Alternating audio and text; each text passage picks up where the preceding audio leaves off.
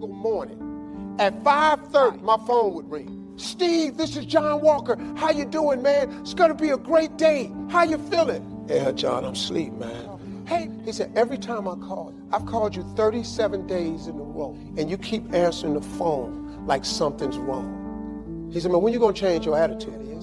He said, when you wake up in the morning, man, you got a bad attitude, which pretty much explains why you've been having a lot of bad days. And he said, man, I hate that about you, man, because you're such a cool dude. You got so much potential. He said, man, I'm sorry to bother you. And he hung. Next morning, I'm damn near sitting up in the bed. Hello? Hey, Steve, it's John Walker. I said, hey, John, what's happening, man? What's going on with you, baby? I said, it's Steve Harvey, man. He said, Steve, how's it going? I said, man, I'm having a great day, man. I'm having a great day, John, man. You don't believe it, man. I got some great stuff gonna be happening. He said, man, you my man. Click, and he hung up. There's only one way you succeed long term. Anybody can get lucky, do something for a period of time. But real success comes when you do more for others than anybody else. What is the key to greatness? What's the key to self-esteem? What is the key to receiving great respect? What is the key to wealth and abundance? And here's the answer that was given. Find a way to serve many people. Find the ways and means. Start rendering service. The more you serve, the greater your fortune. Here was one of the best, John Kennedy, on his inaugural all those years ago. Here's what he said: don't ask. John said, don't ask what the country can do for you. What could I do for my country? See, that's the whole turnaround in philosophical thinking. By asking, you receive so little. By serving, you receive so much. Finding ways to serve, that's the key to wealth and greatness. Then here's the next one. I heard Zig say it over 40 years ago, Zig Ziglar. If you help enough people get what they want, you can have everything you want. Underline the word everything. That's what was intriguing to me about this sentence. Now, having said all of that, let me see if I can tie it back together. I believe that you can get everything in life you want if you'll just help enough other people get what they want. If you're selling a product that solves a problem, then you're helping someone else get what they want, which is the solution to the problem, so you get what you want and what you deserve. If you can train, enthuse, inspire, motivate your people to be successful, then your rewards are going to be greater. You can get everything in life you want if you will just help enough other people get what they want. Ladies and gentlemen, giving creates energy in ourselves and in others. Have you ever helped a blind person go across the street? Just held the door for somebody, an elevator. I mean, don't you have a good feeling inside, like, I done good? How many of you get a good feeling inside when you do something good for somebody? See, we're really giving to ourselves. When you are giving to yourself. There's a principle underlying the concept of giving. The energy flowing through us as we do, and we are able to reap so much from life as a result of our giving. Do you know, to the degree that you are giving, to that degree determines how much you enjoy life, how meaningful your life is. Immanuel Kant, in a book called Critique of Pure Reasoning, he says sometimes we must give out of a sense of oughtness. A policeman in Washington, D.C. was working one of his patrol areas, and he came up to a car, and he saw a figure slumped over the steering wheel. And he saw a 14-year-old boy with a bullet through the back of his head. And he said, something ought to be done. We're losing too many young people. Went home. He had like several $1,000s worth of exercise equipment. He rented a place. He started bringing the kids in to get them involved in taking care of their bodies and in athletic activity. getting them involved in entrepreneurial ventures. And now these kids have started their own business. They have a little shopping center, and they have commercials on radio, and I'm going to be going there doing some training with them. Because of that event, that I ought to do something. There will be a voice telling you that you'll be wasting your time and wasting your effort. I say, don't listen to it. Listen to that still small voice that says, I can do something. We ought to do it. I strongly believe that as we begin to look toward the future, whatever you want to do, if you get up in the morning out of a sense of oughtness and decide that I am an opening for the universe, and each day we get up, we make it our personal business to make a difference in those areas that we're concerned about.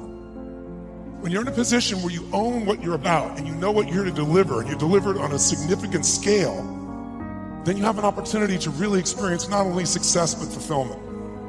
And my life was completely changed because when I was 11 years old, we had no money and no food, and we've gotten used to that, but it was Thanksgiving, which makes it more emotional. But it profoundly changed me because that day something changed my life, and it was somebody simply coming and delivering food. And it wasn't a happy moment for my father. Pretty painful moment. And the door happens, and I go to open the door, and there's this tall guy standing there. And he said, is your father here? And I said, just one moment. And my father came to the front door begrudgingly. When he saw the man, he got very angry. And he said, we don't take charity. And he went to slam the door. And he said, sir, this is not charity. Everybody has tough times. Please accept this gift. My father got even more intense and started saying, I don't accept charity. And this time the man put his foot there and it bounced off of it. He looked at my father and said, don't let your family suffer because of your ego. My father didn't know what to do. He grabbed the food, he slammed it down and slammed the door. Everything in our life is controlled by 3 decisions. The first one is, what are you going to focus on? And that day, my father focused clearly on the fact that he had not taken care of his family. And whatever you focus on, you're going to feel. Thinking something horrible is going to happen. You experienced the pain of that failure or that challenge in your life, and then it never ever happened. Who's had this experience? Say, I. Because whatever you focus on, you'll feel. Write it down. Focus equals feeling, because if you start to take control of your focus, you take control of your life. The second decision you make is, what does it mean? As soon as you look at something, think about something, focus on it, you decide, what does this mean? Is this the beginning or the end? Is God trying to hurt me or trying to challenge me? Or is this nothing to do with God? I was just being a lazy bastard. If you think it's the end of a relationship, are you going to behave the same way as you think it's the beginning of a relationship? I'll give you a clue. If you want a relationship to last, if you think it's coming to the end, do what you did in the beginning and there won't be an end. The meaning we associate to things controls our entire lives. It's the only thing we can control our lives. We can't control events. You can focus on something, you make yourself crazy. You can focus on something and make yourself great. So if you let someone else take control of your focus, your life will be in someone else's hands. And if you and I want to look at the quality of our life, there's only a way to define it. How do you feel every day? If every day of your life you got $1 billion,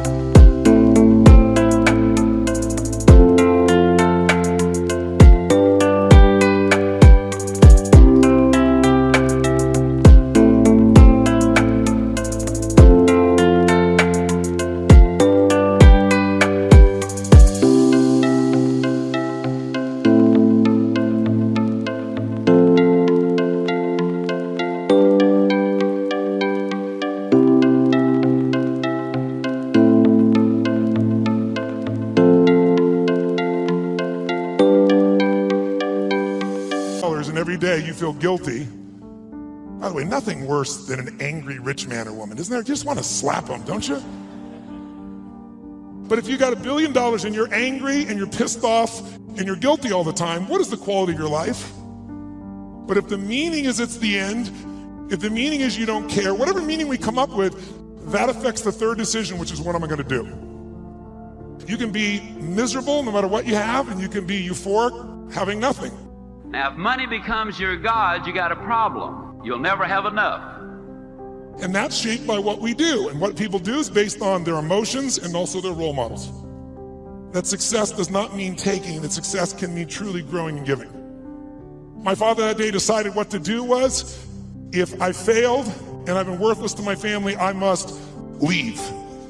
And he did.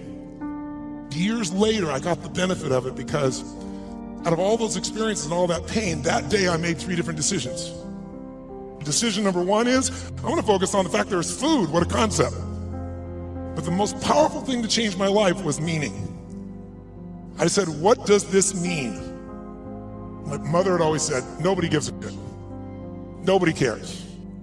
And that day I had physical evidence.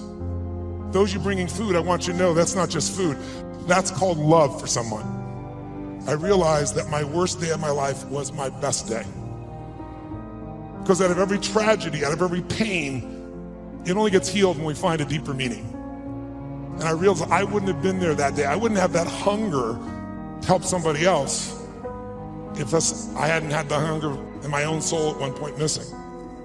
But I want you to think about what's going to create meaning for you. Because money by itself won't do it. Impact will. Do it because research shows that when it comes to money, buying things will never make you happy. Never.